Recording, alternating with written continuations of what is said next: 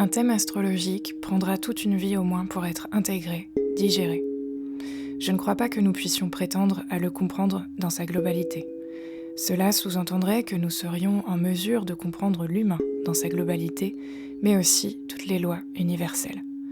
Or, soyons humbles et honnêtes, tout cela nous échappe. L'axe des nœuds lunaires sur un thème est un point crucial.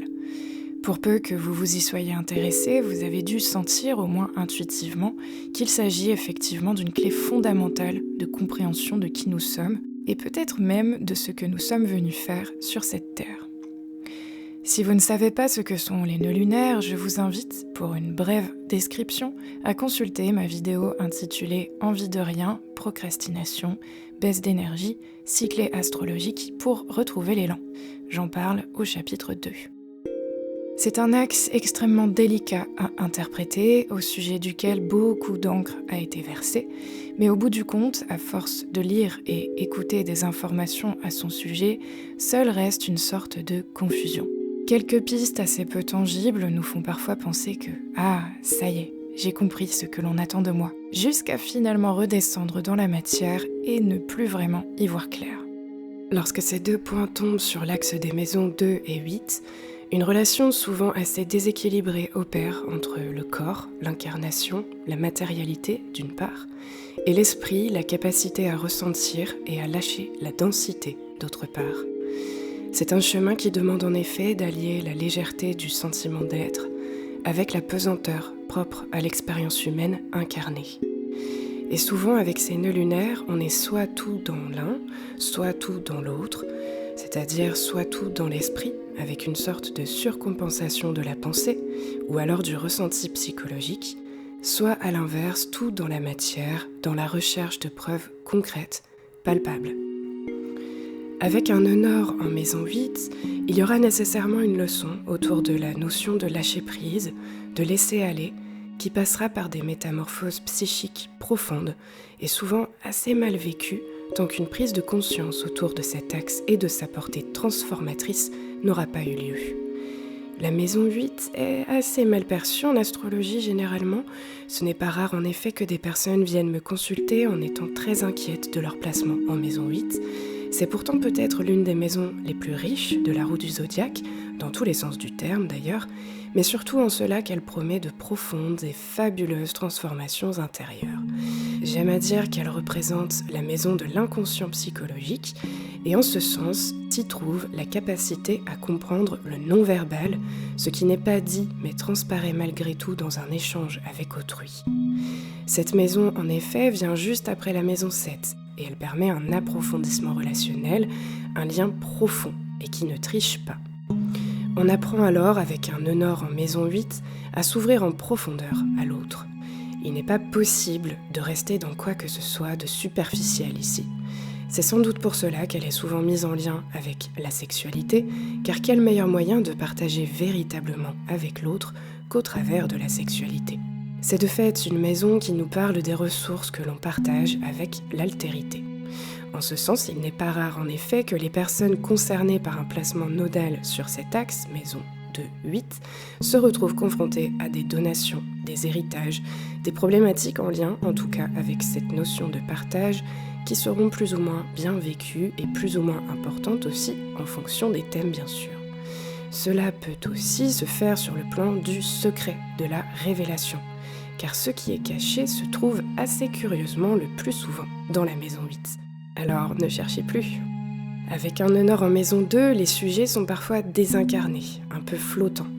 Ils peuvent éprouver beaucoup de difficultés à jouer le jeu social, un peu comme s'ils ne comprenaient pas les règles de ce monde, que pour eux tout était avant tout ressenti, immatérialité, que la psychologie et les émotions avaient beaucoup plus de réalité que la notion de rémunération par exemple. Mais c'est aussi un placement qui invite à progressivement embrasser la notion de transformation au niveau de l'inconscient, ce qui n'est pas évident du tout puisque par définition ce qui est inconscient n'est pas visible.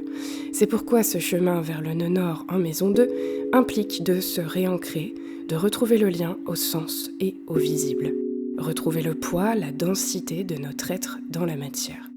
En effet, la maison 2 est analogique à l'énergie du taureau, qui est un signe on ne peut plus sensuel, proche des sens, de la terre et de la matérialisation concrète. C'est un signe qui plus est vénusien, pour qui le plaisir est essentiel et même fondamental, comme la boussole qui le guide. C'est donc d'une certaine manière la boussole de ce nœud nord en maison 2, aller là où le plaisir se trouve. Faire confiance en tout cas en votre propre capacité à maîtriser les choses, en votre propre pouvoir. Car un nœud sud en maison 8 aura en effet tendance à s'en remettre aux autres, à attendre que les choses arrivent de l'extérieur.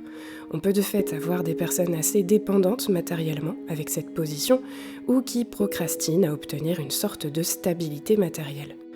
La plupart du temps parce que cela n'a pas vraiment d'importance pour elles, tout simplement, jusqu'au jour où il n'y a pas le choix et la vie fait alors en sorte d'activer ce nœud nord et de vous diriger vers une certaine indépendance matérielle qui vous valorisera très certainement. Car avec cet axe en effet, il existe également un complexe au niveau de la notion de valeur. On peut avoir du mal à donner de la valeur aux choses, mais aussi à soi-même, à ses idées, à ses réalisations. Par ailleurs, il s'agira de questionner nos engagements à partir de cette notion de valeur. Qu'est-ce qui vraiment, profondément, fait sens pour moi ? À quoi suis-je profondément attaché ?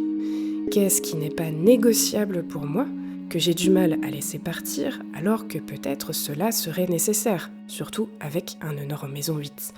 Ou, à l'inverse, qu'est-ce que j'ai tendance à ne pas assez considérer et sans quoi, pourtant, je ne peux pas vivre ? Le rapport à l'argent peut aussi occuper une place importante dans l'exploration de l'individualité, ainsi qu'à la sexualité et de façon plus générale à tout ce qui, dans nos sociétés, est plus ou moins considéré comme tabou.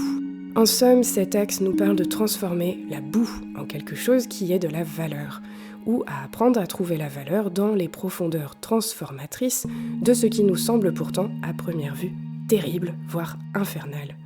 Je dirais enfin qu'il existe ici, peut-être davantage que sur les autres axes, un repositionnement à opérer autour de la notion de victimisation.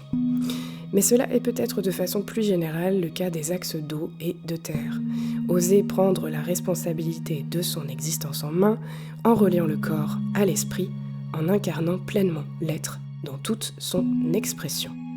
J'ai essayé de travailler à la réalisation d'une série de vidéos complètes sur les nœuds lunaires.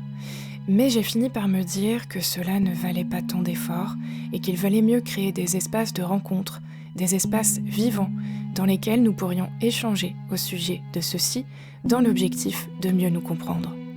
Car, encore plus que pour les autres points du thème, analyser un axe de nœud lunaire avec pertinence implique d'avoir l'ensemble du thème sous les yeux.